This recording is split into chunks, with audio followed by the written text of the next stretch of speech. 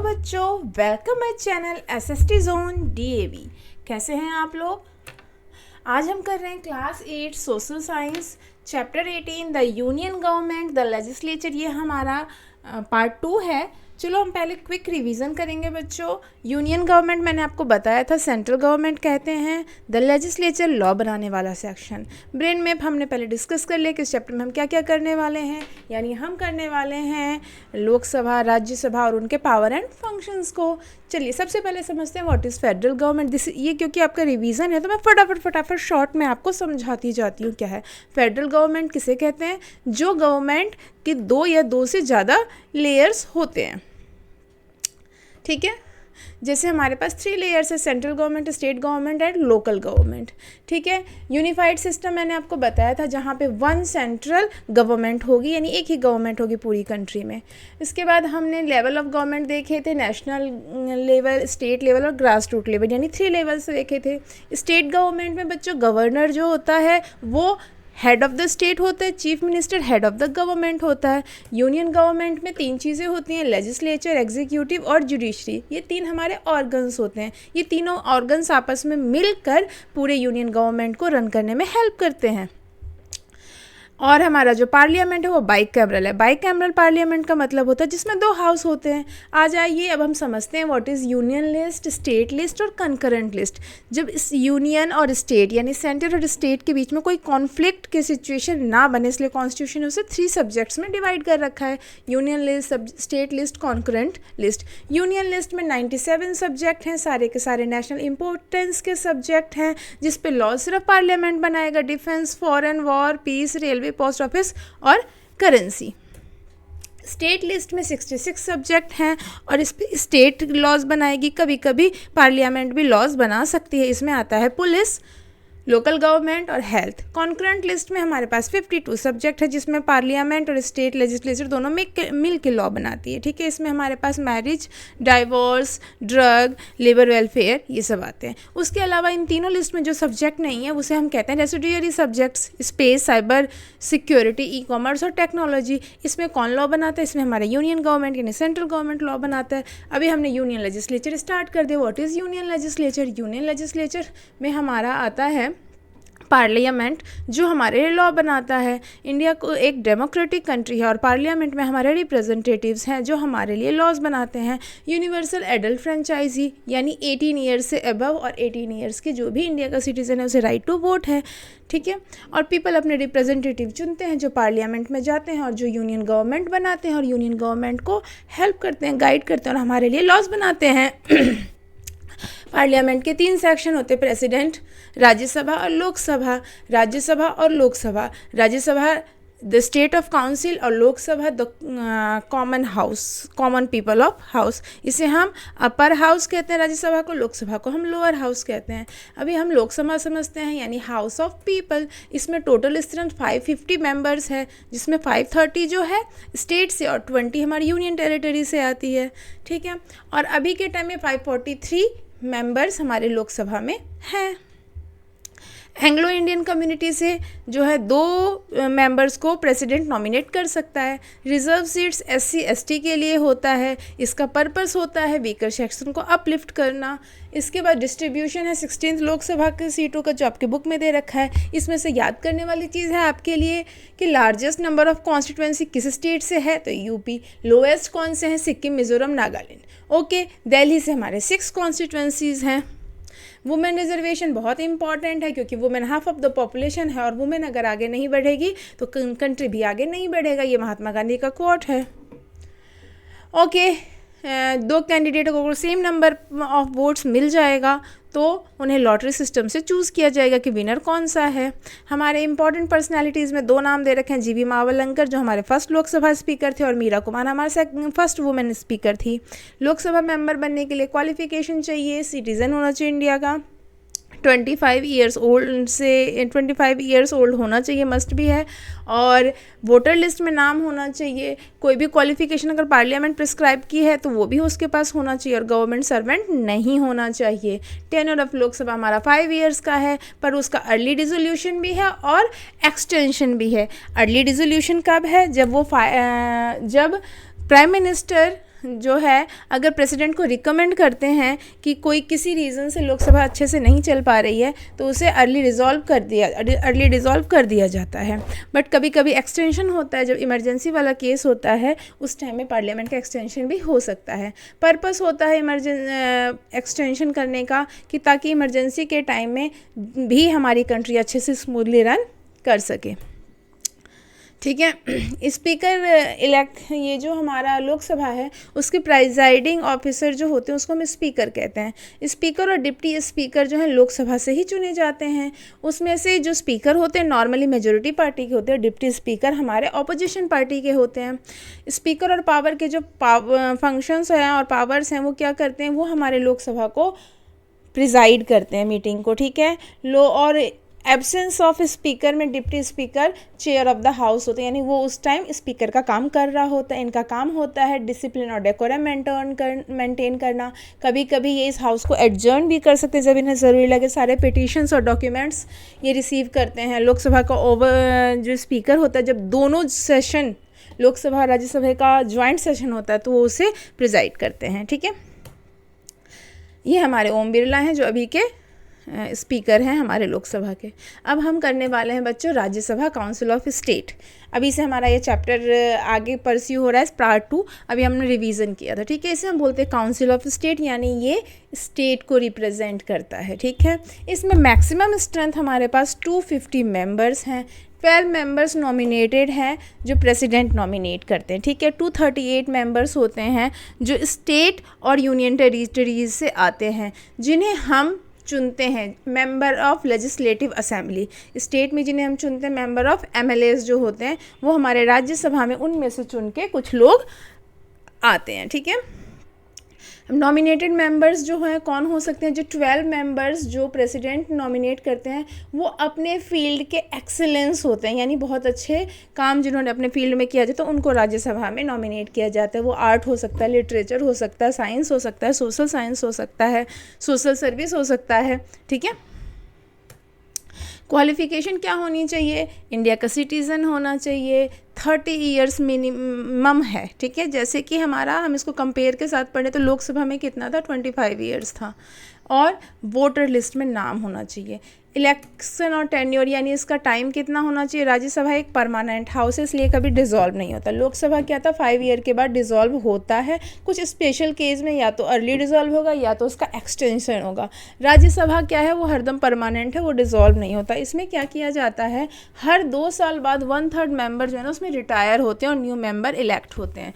जितने भी हैं उसके 1/3 मेंबर्स को क्या किया जाता है, उनका 6 ईयर का टेन्योर पूरा हो जाता है, फिर उनको रिटायर कर दिया जाता है। और फिर जो बाकी लोग हैं ऐसे करके 1/3 लोगों को रिटायर किया जाता है और न्यूली इलेक्ट किया जाता है। ऐसा कभी नहीं होता कि राज्यसभा के सारे मेंबर्स एक ही बार हट जाएंगे। जैसे लोकसभा में जब लोकसभा डिसॉल्व होती है तो सारे मेंबर्स को दोबारा इलेक्शन लड़ना होता है, फिर वो चुन के लोकसभा में आते हैं। राज्यसभा में ऐसा नहीं होता।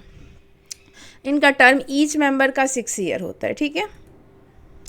आपको पता है कि राज्यसभा के मेंबर्स को हम डायरेक्टली इलेक्ट नहीं करते, उन्हें हम इनडायरेक्टली इलेक्ट करते हैं, जिसे हम हमारे एमएलएस जो हैं वो इन्हें इलेक्ट करते हैं। ठीक है।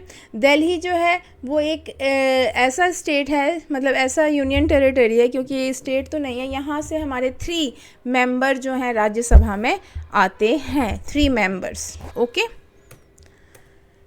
प्रिजाइडिंग ऑफिसर ऑफ राज्यसभा कौन होते हैं, चेयरपर्सन। यहाँ हम उनको स्पीकर नहीं कहते, उनको हम चेयरपर्सन कहते हैं। प्रिजाइडिंग ऑफिसर ऑफ राज्यसभा यानी chairperson by default vice president of India होते हैं, यानी उनको हमें चुनना नहीं है जैसे हमने लोकसभा में चुना था। जो वाइस प्रेसिडेंट होते हैं वो अपने आप ही राज्यसभा के चेयरमैन बन जाते हैं, और जब वो नहीं होते हैं तो डिप्टी चेयरमैन क्या करते हैं, हाउस को प्रिसाइड करते हैं। इनका काम क्या होता है, प्रिसाइड ओवर मीटिंग को प्रिसाइड करना, जैसे लोकसभा के स्पीकर करते हैं, मेंटेन डिसिप्लिन एंड डेकोरम, और conduct business of the house के बिजनेस को प्रॉपर तरीके से चलाना। Since the vice president not of the member of Rajya Sabha, vice president जो है राज्यसभा के मेंबर नहीं होते हैं, इसलिए कभी भी अगर वोटिंग की जाती है, उनके अंदर कोई बिल होता है, जो सब मेंबर्स वोट डालते हैं, तो राज्यसभा के जो चेयरपर्सन है यानी वाइस प्रेसिडेंट है वो वोट नहीं डालते, अनलाइक जैसे लोकसभा में डालते हैं। ठीक है। डिप्टी चेयरमैन कौन होते हैं? जो राज्यसभा के मेंबर्स जो होते हैं वो उनको इलेक्ट करते हैं, ठीक है, और राज्यसभा के मेंबर में से उनको इलेक्ट किया जाता है। ये कब काम करते हैं? जब चेयरमैन जो होते हैं वो एब्सेंट होते हैं, उनके एब्सेंस में। हमारे पास दो नाम हैं, doctor S Radhakrishnan, first chairman of Rajya Sabha. बच्चों ये 1 मार्क्स का क्वेश्चन या फिलअप्स में आ सकता है, इसलिए आपको याद रखना होगा doctor S Radhakrishnan. M Venkaiah Naidu है, जबकि बुक में दे रखा है, ये बुक आपकी पहले की प्रिंटेड है, उस टाइम एम वेंकैया नायडू जो थे वो हमारे चेयरमैन हुआ करते थे। अभी के चेयरमैन क्या है बच्चों, आप कमेंट करके बताओ, आपको पता है? अभी के चेयरमैन हैं हमारे पी राधाकृष्णन, ठीक है।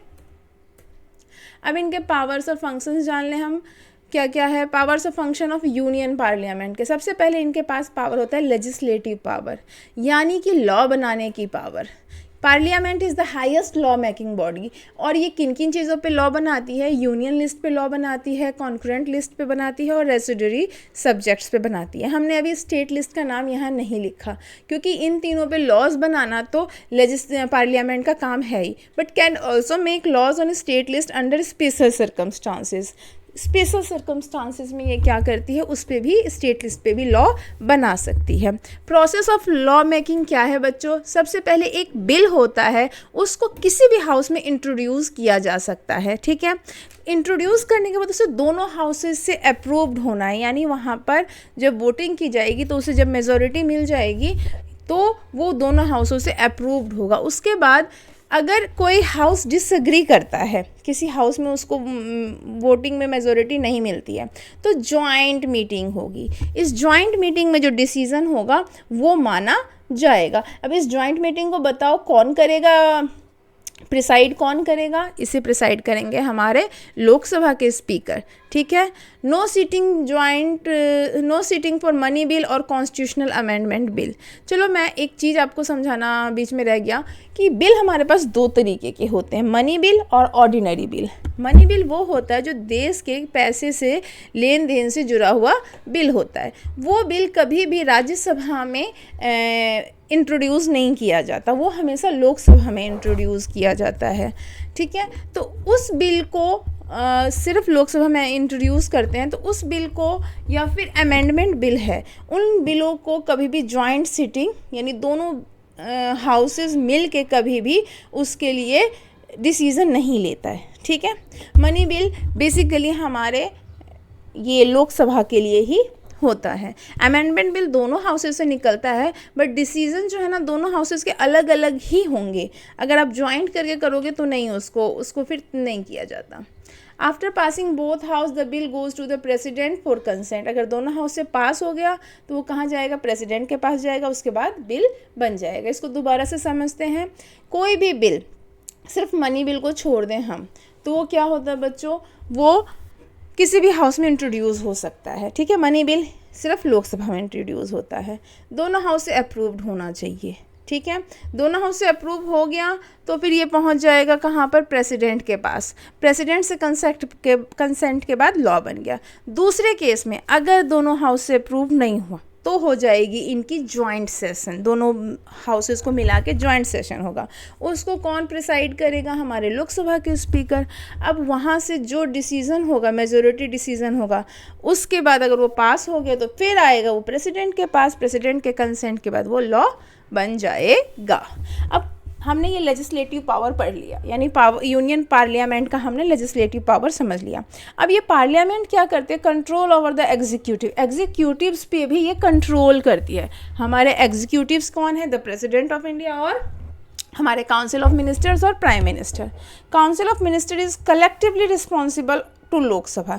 जो भी हमारे काउंसिल ऑफ मिनिस्टर्स होते हैं, जैसे कि हमारे फाइनेंस मिनिस्टर हो गए, एजुकेशन मिनिस्टर हो गए, होम मिनिस्टर हो गए, वो सारे के सारे किसके लिए रिस्पॉन्सिबल हैं? लोकसभा के लिए। अब वो कैसे इसको कंट्रोल करता है ये समझते हैं। Lok Sabha passes a vote for no confidence against any minister.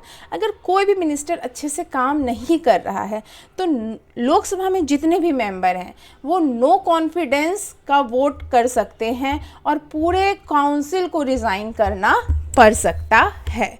तो पार्लियामेंट इस तरीके से इन काउंसिल ऑफ मिनिस्टर्स पर क्या करती है, कंट्रोल करती है। एक और तरीका इनके पास होता है क्वेश्चन आवर। क्वेश्चन आवर होता है जब भी पार्लियामेंट का सेशन होता है तो इनका क्वेश्चन आवर होता है। उसमें सारे के सारे पार्लियामेंट के जितने भी मेंबर्स हैं, चाहे वो हमारे पार्टी के होंगे या फिर अपोजिशन पार्टी के होंगे, वो क्वेश्चंस पूछ सकते हैं और उस क्वेश्चंस का आंसर देना काउंसिल ऑफ मिनिस्टर्स का काम है। ठीक है। Since Rajya Sabha can not pass a no confidence motion, Lok Sabha has stronger. ठीक है। ऐसा जो हमारे पास नो कॉन्फिडेंस वाला जो मोशन है वो लोकसभा में ही होता है, राज्यसभा में नहीं होता है, और लोकसभा हमारा स्ट्रॉन्गर है राज्यसभा के मुकाबले। ठीक है। ये आपको, क्योंकि लोकसभा में हमारा मनी बिल आता है जो किसी भी कंट्री के लिए बहुत इंपॉर्टेंट है, और जो भी बहुत इंपॉर्टेंट डिसीजंस हैं वो लोकसभा में लिए जाते हैं, क्योंकि हमारे डायरेक्ट रिप्रेजेंटेटिव लोकसभा में हैं। ठीक है।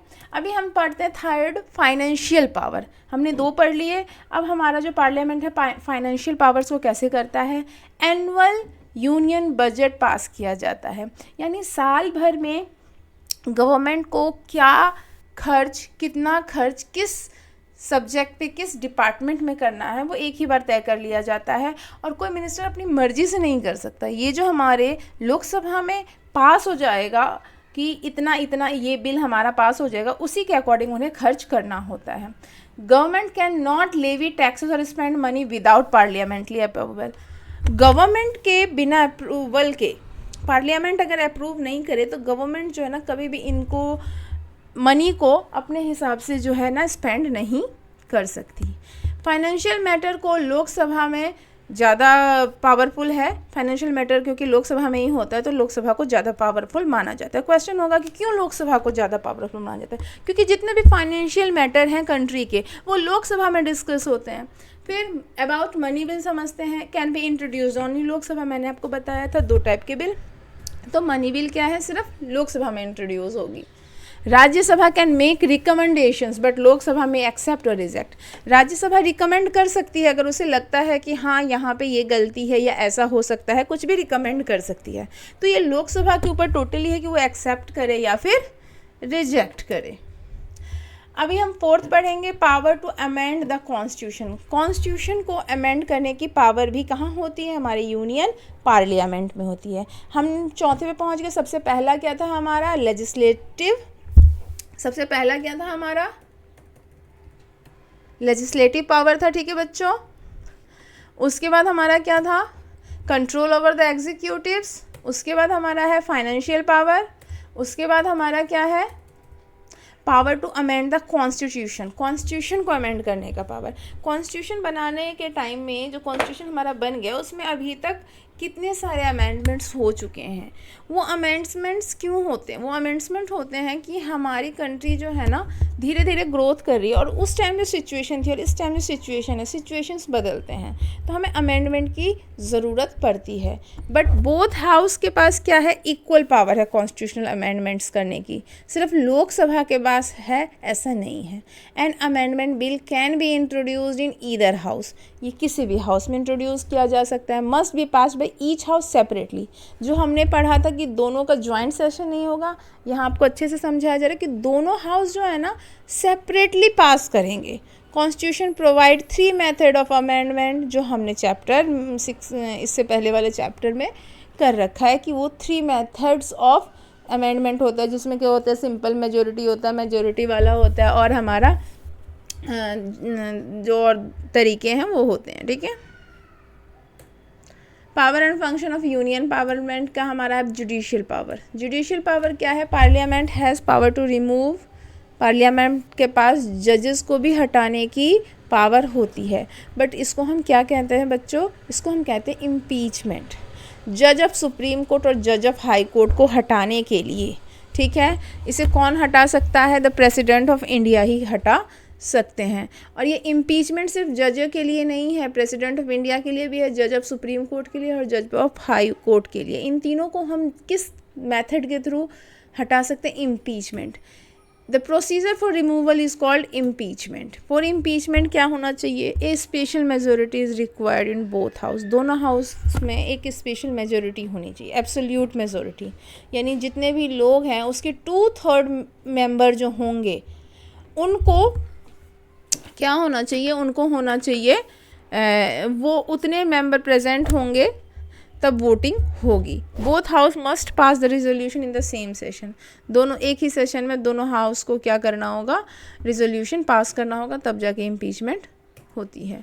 फिर 6 है electoral function. Member of parliament participate in the election of the president of India, the vice president of India. जो मेंबर ऑफ पार्लियामेंट है, एमपीज़, वो प्रेसिडेंट ऑफ इंडिया और वाइस प्रेसिडेंट ऑफ इंडिया के इलेक्शन में participate करते हैं, ठीक है। This shows the indirect role of parliament in electing key of constitutional position. यानी पार्लियामेंट है ना, पार्लियामेंट के जो मेंबर्स हैं उन्हीं में से कोई हमारा प्रेसिडेंट बनेगा और वाइस प्रेसिडेंट बनेगा, तो पार्लियामेंट के पास एक इलेक्टोरल फंक्शन में भी वो पार्टिसिपेट करता है। थैंक यू, हमारा चैप्टर ख़त्म हो गया। अभी हम नेक्स्ट चैप्टर के लिए वीडियो बनाएंगे और मुझे लाइक और सब्सक्राइब करें। Thank you.